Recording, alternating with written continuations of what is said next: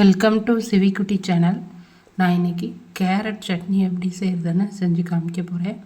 இந்த சேனலை இப்போ தான் நீங்கள் முதன்முறையாக பார்க்குறீங்கன்னா லைக் பண்ணுங்கள், ஷேர் பண்ணுங்கள், கமெண்ட் பண்ணுங்கள், முக்கியமாக சப்ஸ்கிரைப் பண்ணுங்கள்.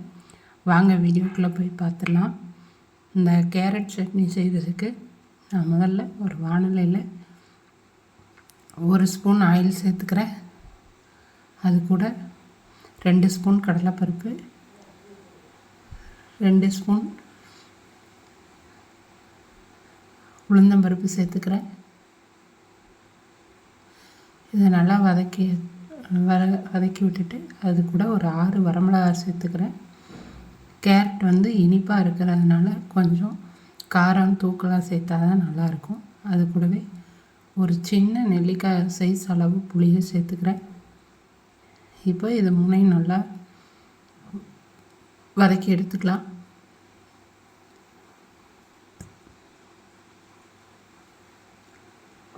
நல்லா வறுபட்டுருச்சு.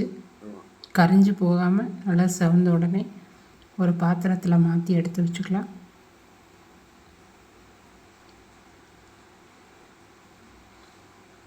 எண்ணெயை வடிச்சிட்டு சேர்த்துக்கலாம்.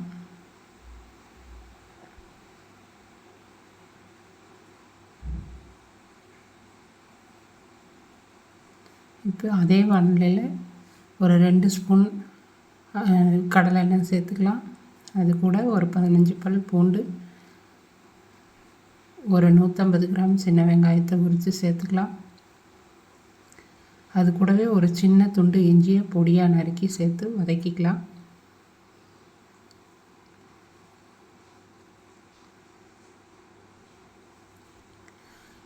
அது ஓரளவு வதங்கினதுக்கப்புறமா அது கூடவே ஒரு 2 பெரிய கேரட்டை பொடியாக நறுக்கி சேர்த்துருக்கேன். ரொம்ப பெரிய சைஸாக நறுக்கினா வதங்கிறதுக்கு லேட் ஆகும். இப்போ இதெல்லாம் நல்லா வதங்கி வர்றதுக்கு இந்த சட்னிக்கு தேவையான அளவு உப்பு சேர்த்துக்கலாம். இது நல்லா வதங்கினதுக்கப்புறமா 2 தக்காளியை நறுக்கி சேர்த்துக்கலாம். தக்காளியை முதல்லையே சேர்த்துடக்கூடாது. நல்லா வதங்கினதுக்கப்புறமா தக்காளியை சேர்த்துக்கணும். இப்போ தக்காளி நல்லா வதங்கி வர வரைக்கும் வதக்கிக்கலாம்.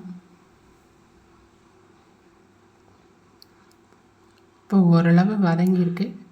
அது கூடவே மல்லி இலை சேர்த்துக்கலாம். நறுக்கி சேர்த்துக்கலாம். மல்லி இலை கொஞ்சம் அதிகமாகவே சேர்த்துக்கிட்டா நல்லாயிருக்கும். அதனால் நான் கொஞ்சம் அதிகமாக சேர்த்துக்கிறேன்.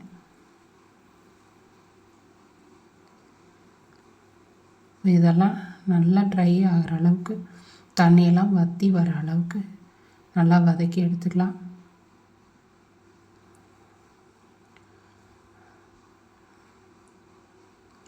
இப்போ நல்லா வதங்கிடுச்சு.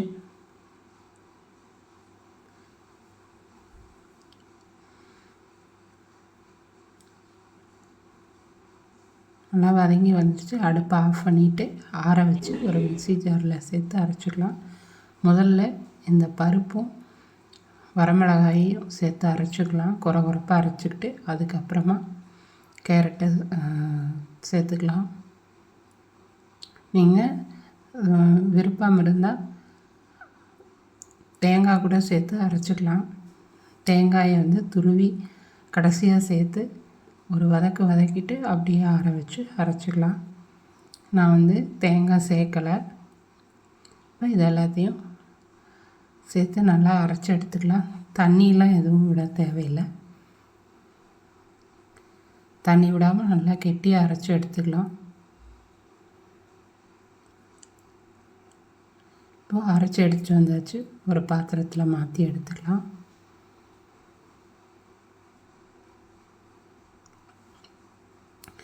கேரட் சட்னி ரொம்பவே நல்லா டேஸ்ட்டாக இருக்கும்.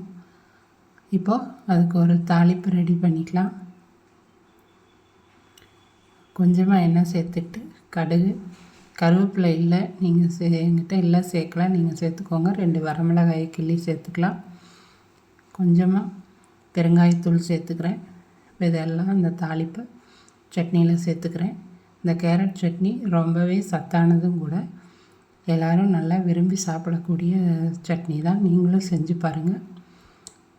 நன்றி.